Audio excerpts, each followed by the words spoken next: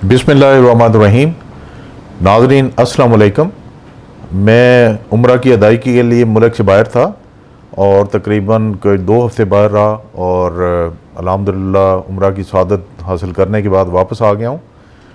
Obviously मुल्क के लिए, सब जानने वालों के लिए, प्यारों के लिए वहाँ पे दुआएं की और काफ़ी कुछ होता रहा मुल्क में। उसके बाद एक वीलॉग मैंने दुबई से किया था जाते हुए, तो अभी वापस आके काफ़ी कुछ बैगेज जमा हुआ है।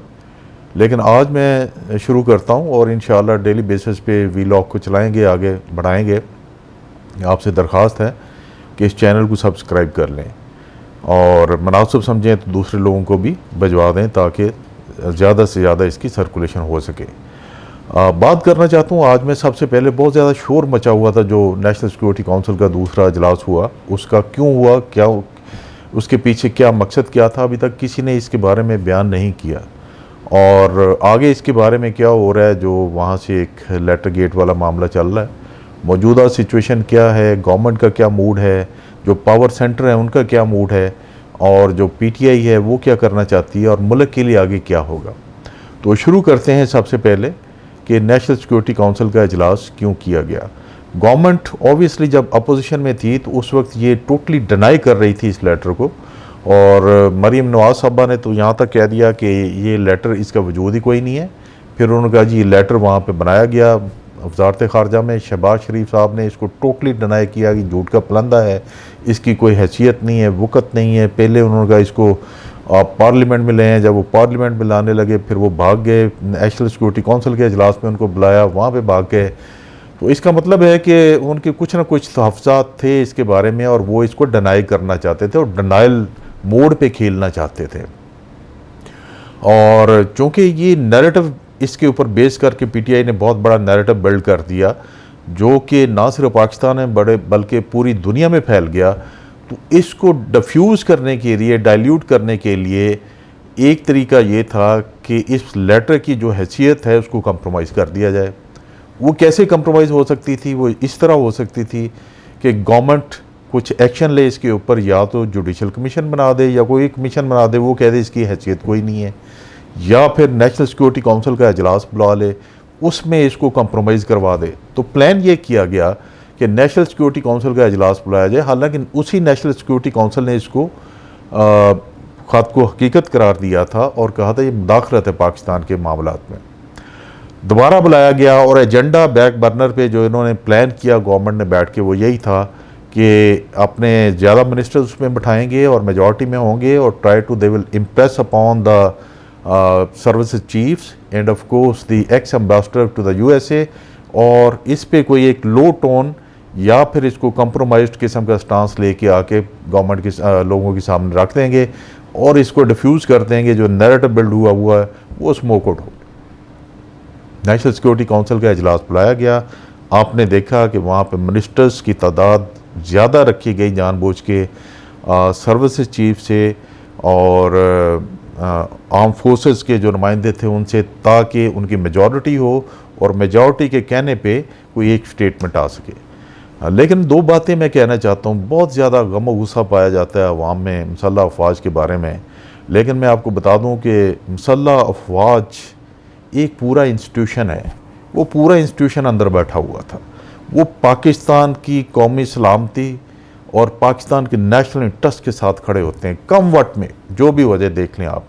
और सबसे पहले तो मैं बताऊंगा कि असद मजीद साहब, उन्होंने बड़ा प्रिंसिपल स्टांस वहाँ पे दिया और जो एक प्रोफेशनल अप्रोच होती है उसको बयान किया, और इसी फाउंडेशन को सामने रखते हुए जब इन्होंने उसको बुलडोज़ करने की कोशिश की है, जो गवर्नमेंट के मिनिस्टर्स थे और खुद प्राइम मिनिस्टर था, तो मुसल्लह अफवाज के माशाल्लाह जो सरबराहान थे वहाँ पे बैठे हुए, उन्होंने उस प्रिंसिपल स्टांस से पीछे हटने से इनकार कर दिया। इस वजह से वो स्टांस जो था, वो ख़त जो था जिसको वो कंप्रोमाइज़ करना चाहते थे, वो कंप्रोमाइज़ नहीं हुआ, जिसकी वजह से वो पुराना एलामिया जो है नेशनल सिक्योरिटी काउंसिल का जो एक निकला था, गवर्नमेंट को बहुत मजबूरी की हालत में उसको एक्सेप्ट करके स्टेटमेंट देनी की पड़ी कि वही एलामिया जो पिछला निकला था वही इस सिक्योरिटी काउंसिल जो है उसको एंडोर्स करती। बहुत बड़ी शिकस्त थी गवर्नमेंट की, और जिनके इशारे पे ये कर रहे थे उसको कवर अप करने के लिए ऑब्वियसली उनके लिए बहुत बड़ा सेटबैक था। लेकिन नेशन और पाकिस्तान के लिए बड़ी खबर थी कि ये नेशनल सिक्योरिटी के अदारे जो हैं, जो नेशनल सिक्योरिटी के साथ खड़े हुए हैं, वो कंप्रोमाइज़ नहीं कर होने देते चीज़ों को। और उसके बाद आप देखें कि गवर्नमेंट ने जब कहा गया कि इसको ओपन कर दें, तो उन्होंने कहा जी हम अमेरिका से पूछ के इसको ओपन करेंगे। एम्बेसडर आपका भेज रहा है, परमिशन आप अमेरिका से ले रहे हैं, तो लिंकेजेस आप समझते जाएं कि क्या है बीच में और कौन है बीच में जो इम्प्रेस अपॉन कर रहा है चीज़ों को, और इनको डिक्टेशन कौन दे रहा है। दूसरा मैं ये बताना चाहता हूँ कि इस चीज़ को फिजल आउट करने के लिए, क्योंकि ये बहुत बड़ा एक पॉइंट बन गया हुआ है नेशनल सिक्योरिटी के बीच में और पाकिस्तान के बीच में, बैक बर्नर पे पीछे एक बातचीत चल रही है कि एक जुडिशल कमीशन इस पर बना दिया जाए और वो इसकी तहकीकात करे कि वाकई इसके लिंकेजेस क्या किसी कॉन्स्पिरेसी के साथ हैं या नहीं हैं, और लिंकेज है कि नहीं है, और अगर है तो फिर उस पर क्या एक्शन करना चाहिए। उसके TOR भी बन रहे हैं और बातचीत चल रही है। मुझे उम्मीद है, और इसके पीछे भी आपके नेशनल सिक्योरिटी अदारे मौजूद हैं, और मुल्क की हालात को देखते हुए, एनवायरनमेंट को देखते हुए ये ज़रूरी समझा गया है कि इस चीज़ को लाजमी लॉजिकल एंड के ऊपर पहुंचाना चाहिए। अभी मैं आता हूं कि मौजूदा हुकूमत जो एक नारा लेके आई थी कि हम लोगों की ज़िंदगी में बहुत रेडिकल जो है वो चेंजेस लेके आएंगे और खुशहाली और तरक्की लोगों को देंगे, और वो क्या बन गया हुआ है। जबकि मैंने अपने पहले व्लॉग्स में बताया हुआ है कि इनके एजेंडास हैं, फ़ेज़ 1 के एजेंडास जो हैं वो इमीडिएट एजेंडास हैं, और फ़ेज़ 2 के जो हैं वो लॉन्ग टर्म एजेंडा हैं जो कि इलेक्शन जीतने के बाद इन्होंने करने थे। तो फ़ेज़ 1 के जो एजेंडास मैंने बताए थे, उन्होंने आते ही फौरी तौर पर उन पर अमल करना शुरू कर दिया। आप देखें ECL से कितने लोगों को फौरी तौर पर निकाल बाहर किया, डिप्लोमेटिक पासपोर्ट इशू करने के अहकामात, शाहाना अहकामात शुरू हो गए, दावतें हो रही हैं प्राइम मिनिस्टर हाउस में, वहाँ पे लूट मार लग गई हुई है। सहाफ़ी आ रहे हैं, कह रहे हैं जी खुल के खाने खाए हैं, अभी तो 3 साल के बाद पहली दफ़ा पेट भर के खाने वहाँ पे खाए गए हैं, और अपोजिशन की दावतें हो रही हैं, क्या कुछ हो रहा है। ये सारा आपका पैसा है जो उनको खिलाया जा रहा है, आपका टैक्स पेयर के पैसे के ऊपर उनको अय्याशी करवाई जा रही है। उसके अलावा आप देखें कि जो रिलीफ इन्होंने देनी थी वो तकलीफ़ में मुब्तला कर दिया लोगों को, सबको। बिजली बढ़ा दी इन्होंने, पेट्रोल की कीमतें इन्होंने बढ़ा दी, मज़ीद बढ़ाने का वहाँ पे मैंडेट लेके आ गए IMF के बीच में से, और क्या कुछ नहीं। इन्होंने डेली एक ऐसा फियास्को गवर्नमेंट करती है जिस पे जग हंसाई होती है, फिर उसको बैकआउट करना पड़ता है। अभी उम्रे का एक छोड़ दिया, शोशा छोड़ दिया, 78 लोगों की लिस्ट है जिसमें फैमिली के सारा एंटोज है, अपोजिशन को वो सारे ले रहे हैं। शर्म नहीं आती इन लोगों को कि इस मुल्क के गरीब लोगों के पैसे के ऊपर जाके ये उम्रा करने जा रहे हैं। उनका क्या पोर्टफोलियो है अपोजिशन के उन लीडर्स का, जरदारी साहब का, फजल रहमान का, मोहसन दावड़ का और बाकियों का, क्या क्या उनका पोर्टफोलियो है, वो किस वजह से वहाँ पे जा रहे हैं, क्या डायलॉग करेंगे, किन के साथ करेंगे। ये रहम करें इस मुल्क के साथ, कोई अपनी स्ट्रेटजी को चेंज कर लें। बेहतरी लानी है तो बेहतर सोच को अपने अंदर लेके आएँ, उसी हिसाब से चलें। लोगों ने शोर मचाया तो एक बयान आ गया कि नहीं जी बोइंग 777 नहीं लेके जा रहे, लेकिन वो टिकटें शिकटें उसी तरह ख़रीद के। मैं यहाँ पे खराज तहसीन पेश करना चाहता हूँ ANP वालों के, उन्होंने इससे बैकआउट किया। उन्होंने कहा जी हम कौमी दौलत के ऊपर अपना उमरा नहीं करेंगे, हम इसको सही नहीं समझते। तो मैं समझता हूँ बाकी लीडरों को भी इससे बैकआउट करना चाहिए और इनको एक मैसेज देना चाहिए कि वो रिश्वत वाला जो देने वाला काम है मुस्लिम लीग नून का, कि पहले ख़रीद लें, नहीं तो डरा दें, नहीं तो ब्लैकमेल कर लें, मर्सिडीज़ गाड़ियाँ दे दें, उसके बाद BMW गाड़ियाँ दे दें, वैसे दे दें, इस तरह के काम करवा दें, सहाबियों को एंटोज भर के ले जाएं साथ। तो ये काम छोड़ दें। डेली एक इशू निकलता है जिसकी वजह से ये PDM और अपोजिशन का जो जितना भी ये कुनबा बना हुआ है, वो उनका सारी की सारी फीडबैक नीचे आहिस्ता आहिस्ता नीचे जानी शुरू होगी, और इमरान खान साहब का जो एक कैलिबर है, उनकी पॉपुलैरिटी है, ऊपर बढ़नी शुरू हो। लोग इसमें करते हैं, वो देखते हैं एक दूसरे के साथ तनासब के वो कैसा था, ये कैसा है। लोग एक दूसरे के साथ आपको मैयर करके देखते हैं। उसके बाद मैं आता हूँ कि नेशनल सिक्योरिटी के अदारों के बारे में जो मैंने कहा था कि वो हमेशा एजाइल हैं और नेशनल सिक्योरिटी के साथ खड़े हुए हैं। गवर्नमेंट ने कुछ ऐसे आते इकदाम किए जिससे ये थोड़ा सा तौसर मिलता था कि गवर्नमेंट एक तो फ़ौज को कंप्रोमाइज़ करना चाहती है और दूसरा नेशनल सिक्योरिटी के ऊपर कुछ जो कि तहफ़्फ़ुज़ात हैं उनको सेट असाइड करके, डाइवोर्स करके दोबारा वो चीज़ें करना चाहती हैं जिनके ऊपर तहफ़्फ़ुज़ात थे। सबसे पहले तो मैं बात करूँगा तारक फ़ातमी। तारक फ़ातमी की अपॉइंटमेंट एज इन्होंने मशीर के तौर पे उसको नोटिफिकेशन जारी करने की कोशिश किया, लेकिन ऑब्वियसली जिन लोगों को इस पे तहफ़्फ़ुज़ात थे फिर बताया गया कि ये साहब तो फ़ारिग किए गए थे क्योंकि इन्होंने नेशनल सिक्योरिटी के ऊपर एक अटैक किया था और मुसल्लह अफवाज की इन्होंने उनको डिग्रेड करने की कोशिश की थी, जिसकी वजह से इनको निकाला गया था, इनको एक्सेप्ट नहीं किया जाए तो गवर्नमेंट को इस पर बैकआउट करना पड़ा। उसके बाद आप देख लें तारक फ़ातमी साहब के साथ बात मोहसिन दाऊद को मिनिस्टर बनाने के लिए एक मूवमेंट शुरू हो गई, उसमें फिर इंटरफेरेंस की गई, बताया गया कि ये एक्सेप्टेबल नहीं है, ये तो नेशनल सिक्योरिटी के ऊपर थ्रेट है, इनके ऊपर इस तरह के मुकदमात हैं और इस तरह के चार्जेस हैं, ये एक्सेप्ट नहीं किया जाएगा, उस पर बैकआउट करना पड़ा। उसके बाद गवर्नर सिंध नसरीन जलील साहबा को लगाने की कोशिश की जा रही थी, उस पर इंटरफेरेंस हुई, बताया गया, अपने तहफ़्फ़ुज़ात बताए गए, वो बैकआउट हुआ। उसके बाद जो एक लंबी लिस्ट निकाली गई CL वाली, उसमें बहुत सारे लोगों को निकाल दिया गया, उसमें मोहसिन दाऊद का नाम भी शामिल था। इनको फिर बताया गया कि इसके ऊपर बहुत सारे ऐसे सख्त चार्जेस हैं जिनको ECL से नहीं निकाला जा सकता। तो ये गवर्नमेंट अपने मफादात के लिए आई है, ये इसको मुल्क के मफादात से कोई गर्ज नहीं है। हर वो काम इसने करने की कोशिश की है जिन कामों से इनको ज़ाती फ़ायदा हो, मुल्क को फ़ायदा ना हो। तो वो ECL वाला मामला जो मोहसिन दाऊद वाला है उसको भी ख़त्म किया गया, अभी उसका नाम आपने उम्रा वाली लिस्ट में शामिल कर दिया हुआ है। उस पर देखते हैं कि ये किस करवट अभी ये बैठती है, ये वाली बात कि वो साथ जाता है या उस पर भी कुछ ना कुछ आता है जो अदारे हैं, कंसर्न अदारे हैं, उनकी तरफ से। गवर्नमेंट जो है अभी बड़ी शशोपंज में, एक तो ये कि महंगाई जो है काबू से बाहर हो रही है, IMF की अलहदा इंस्ट्रक्शंस हैं उसको भी करना है, और दूसरा पब्लिक टोटली अगेंस्ट होगी हुई है। पहले ये नारे मारते थे कि इमरान खान गवर्नमेंट तोड़ दें, असम्बलियाँ तोड़ दें, फौरी तौर पर इलेक्शन करवा दें।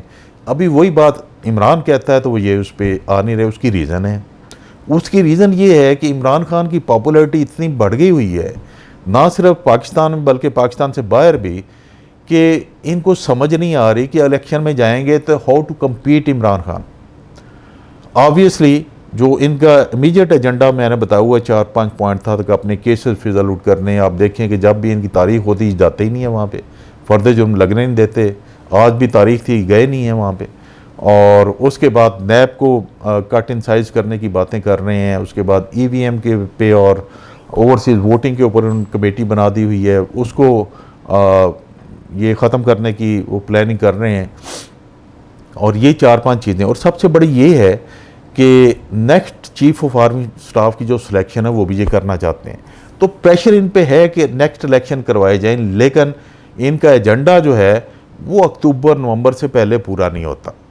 अक्टूबर-नवंबर से पहले जब एजेंडा पूरा नहीं होगा तो ये इलेक्शन नहीं करवाएंगे उससे पहले।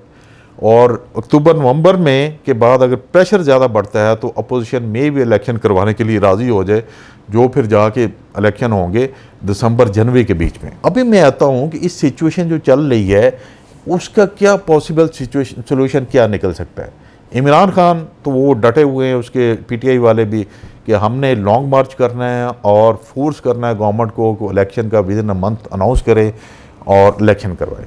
लेकिन जो बाकी इत्तेहाद है उसमें मैं कहूँगा 4-5 पावर सेंटर जो हैं वो जब तक वो एग्री नहीं होते, इमरान खान जितना मर्जी लोगों को सड़कों के ऊपर ले आए और जितना मर्जी ले कर जाके वहाँ पे धरना दे लें, पहले भी उन्होंने दे लिया था, उस वक्त तक इलेक्शन के बारे में एग्रीमेंट नहीं हो सकता। पावर सेंटर आपको पता है अमेरिका भी है, बाहर जो लोग बैठे हुए जिनके कंसर्न है यहाँ पे। उसके बाद अदलिया और इलेक्शन कमीशन का मूड आपने देख लिया वो क्या है। अदलिया और इलेक्शन कमीशन का मूड तो इज़ टोटली अगेंस्ट, कि वो इलेक्शन कमीशन तो कहता है कि मैं अगले साल मई से पहले इलेक्शन करवा नहीं सकता हूँ। क्वेश्चन ये रेज होता है कि अगर आज प्राइम मिनिस्टर असम्बलियाँ तोड़ देता है और वो तोड़ देता है तो उसके बाद कानून ये कहता है कि 3 माह के अंदर इलेक्शन होने ही चाहिए, तो फिर इलेक्शन कमीशन कैसे नहीं इलेक्शन करवाएगा। Election commission has to be ready all the time to conduct the election within 3 months. तो ये अभी मई वाला क्यों कहता है? Just to support the Muslim League Noon. इसी तरह बहुत सारे उठ रहे हैं, उंगलियां उठ रही हैं अदलिया के ऊपर कि वो भी सपोर्टिव है टुवर्ड्स द मुस्लिम लीग नून, क्योंकि उनके लिए ऑर्डर बहुत जल्दी निकल आते हैं। और इसके अगेंस्ट जो 63A का केस है गवर्नमेंट ने किया हुआ है, वो चला गया, ईद के बाद चला गया हो, तो लोग इसको कंपैरिजन में देखते हैं और थोड़ा सा मेरा ख्याल वो इसमें कुछ लगता है ऐसा कि कुछ ना कुछ अदलिया मूड जो है थोड़ा सा अगेंस्ट है इस एनवायरनमेंट के। तो जब तक ये पावर सेंटर जो हैं वो एग्री नहीं होते, इलेक्शन नहीं हो सकते। क्या होगा फिर? होगा ये, एक आध पावर सेंटर अगर देखता है कि जिसका काम है कि नेशनल सिक्योरिटी को देखना, अगर वो समझता है सिचुएशन यहाँ तक चली गई है, तो they can play a part and obviously amicably they can force upon the party, impress upon the parties to come and agree on to the new elections। लेकिन टर्म्स एंड कंडीशन में जो कहता हूँ कि अपोजिशन नहीं मानेगी, अक्टूबर से पहले या नवंबर से पहले नहीं मानेगी, और इमरान खान साहब चाहते हैं कि इलेक्शन 1 या 2 माह के अंदर अनाउंस हो जाएं। और ऑप्शंस क्या हैं उसके बाद क्या हो सकता है?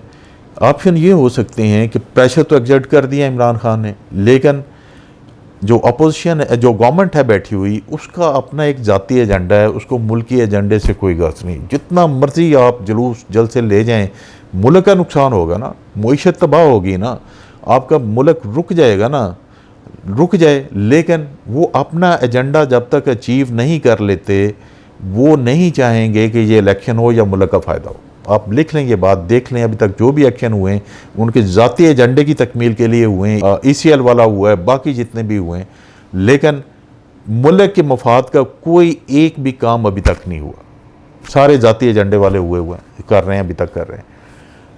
तो ऑप्शन ये हैं अवेलेबल कि जो सदर अलवी हैं इस वक्त, उनकी बड़ी इंपॉर्टेंस होगी हुई है। उनकी इंपॉर्टेंस इसलिए होगी हुई है कि सदर अलवी जो इस एनवायरनमेंट हैं, ये किसी ना किसी एक छोटा जो एक पावर सेंटर हैं, जो पॉलिटिकल ग्रुप्स हैं छोटे मोटे, उनको इम्प्रेस अपॉन कर सकते हैं कि इमरान खान की मकबूलियत बहुत बढ़ गई हुई है, तो अगले इलेक्शन में फिर इनसे फ़ायदा उठाया जा सकता है। तो वो अगर साइड स्टेप कर जाते हैं गवर्नमेंट के साथ, तो प्रेसिडेंट आरफ अलवी जो है वो गवर्नमेंट को कह सकते हैं, प्राइम मिनिस्टर को कह सकते हैं कि आप आएँ और वोट ऑफ कॉन्फिडेंस लें। ये कानून में मौजूद है, इसकी इजाज़त है। अगर वो ये कह देते हैं और कोई एक आध टूट जाता है छोटा सा सीगा, तो फिर शहबाज गवर्नमेंट ख़त्म हो जाएगी, असम्बलियाँ टूट जाएंगी और उसके बाद इलेक्शन की राह हमवार हो जाती। लेकिन इसके लिए भी 2 बट मौजूद हैं। 2 बट क्या मौजूद हैं? सबसे पहले तो वो बट मौजूद है कि जो PTI ने अपने मुनहरफ अराकीन की लिस्ट भेजी हुई है इलेक्शन कमीशन को कि इनका नोटिफिकेशन जारी करें, उनको डिस्क्वालीफाई कर। अगर वो डिस्क्वालीफाई नहीं करते और प्रेसिडेंट उससे पहले कहते हैं शहबाज शरीफ को कि आप वोट लें, तो ये मुनहरफीन जो है आके उसको दोबारा वोट दे सकते हैं। डिस्क्वालीफाई तो उन्होंने होना है, तो वोट देकर डिस्क्वालीफाई हो जाएंगे। उनके पास ये एक तुरफ का पत्ता मौजूद है। देयरफॉर ये उस वक्त तक वेट करेंगे जब तक उनका नोटिफिकेशन इशू नहीं हो जाता है। नोटिफिकेशन इशू नहीं हो रहा, मैंने कहा कि इलेक्शन कमीशन का मूड जो है वो फ़िलहाल PTI के अगेंस्ट है और गवर्नमेंट के साथ है। दूसरा ये है कि वहाँ पर जो सुप्रीम कोर्ट में केस किया हुआ 63A का, उसका फ़ैसला नहीं हो जाता है। अगर सुप्रीम कोर्ट उसका कोई पॉजिटिव फ़ैसला कर देती है, तो फिर भी जो मुनहरफीन हैं, वो अगर प्रेसिडेंट कहता है शहबाज शरीफ को कि आप वोट ऑफ कॉन्फिडेंस ले लें, तो फिर भी उनके ऊपर एक तलवार होगी, तो may be vote of confidence उसको ना दें और फिर ये असम्बलियाँ ब्रेक हो सकती हैं। अदरवाइज़ मैं समझता हूँ कि यहाँ पे जो कौमी मफाद है उसको साइड पे रख दिया गया है और ज़ाती मफाद के लिए लड़ा जा रहा है। जब बहुत बड़ा मजमा इमरान खान साहब कह रहे हैं लेके जाएंगे, उनके पास ही बड़ा छोटा सा एक ब्रैकेट है, क्योंकि मई के इस बीच में वो कहते हैं मैं लेके जाऊंगा, उस वक्त बहुत पीक पे गर्मी होगी। कितने दिन लोगों को बिठा लेंगे वहाँ पे, कितना मजमा इकट्ठा गर्मी में कर लेंगे। उसके बाद जून आ जाएगा, जुलाई आ जाएगी, उसमें ये काम हो नहीं सकते। तो गवर्नमेंट प्ले ओवर कर रही है कि इसको थोड़ा सा प्रलॉन्ग करें और इनको खींच के ले जाएँ, आगे गर्मी आ जाएंगी, गर्मियों के बाद फिर आगे इसको देखा जाएगा कि इसको कैसे डील करना है। तो ये गेम चल रही है, एक पूरी वार गेम है दोनों जानब से। उसमें इमरान खान साहब को भी प्लान करना है कि उन्होंने अपने प्रेशर सेंटर जो है, प्रेशर पॉइंट जो है कहाँ पे बनाने हैं और कब उनको रिलीज़ करना है, क्योंकि लोगों का एक इमोशंस हैं और लोग जो निकले हुए हैं उनका मोमेंटम इतनी देर तक 6-7 माह बरकरार रखना ये पॉसिबल नहीं है किसी भी सूरत में। और गवर्नमेंट का ये वो ऑब्जेक्टिव है कि इस मोमेंटम को डाई डाउन कर दें, गर्मियाँ गुजारें, आगे आएँ, उसके बाद कुछ बेहतरी का इम्कान दें, कुछ बजट में कुछ चीज़ें दें और उसके बाद इसके साथ करैक्टर असैसिनेशन इमरान की शुरू करें और फिर इस चीज़ को जब देखें कि थोड़ा सा उसको डाउनफॉल शुरू होता है फिर इलेक्शन में जाएं और फिर जाके कुछ थोड़ा सा गेन करने की कोशिश करें। और इसके साथ साथ फिर मैं ये कहूँगा कि नेशनल इंटरेस्ट के बारे में कोई नहीं सोच रहा, सारे सेल्फ इंटरेस्ट के बारे में सोच रहे हैं। तो इन चीज़ों को मद्देनज़र रखना होगा। मद्देनज़र रख के इमरान साहब को भी अपनी स्ट्रेटजी कुछ ऐसी बनानी होगी जिससे प्रेशर पॉइंट्स वो बनाएं, उसको लीक करें और उसको छोड़ें और उसके बाद चलाएं, मोमेंटम बरकरार रखें। और उसके बाद जो कौमी सलामती के अदारे हैं उनको भी चाहिए कि इस बारे में सोचे कि मुल्क की जो हालत है, ये क्योस जो है, इसको ख़त्म किया जाए ताकि स्टेबिलिटी आए, जो आपकी इकॉनमी ऑलरेडी गिर गई हुई है बेहतर हो और वो आगे जाए। तो नाज़रीन इकराम, ये व्लॉग यहीं तक। इंशाअल्लाह ताला कल से फिर मैं फर्दर काफ़ी इश्यूज़ मेरे पास जमा हैं, उनके ऊपर 1 बाय 1 मैं फिर आपको व्लॉग आपके साथ मुखातब हूँगा। अपना ख्याल रखिएगा। अल्लाह हाफ़िज़।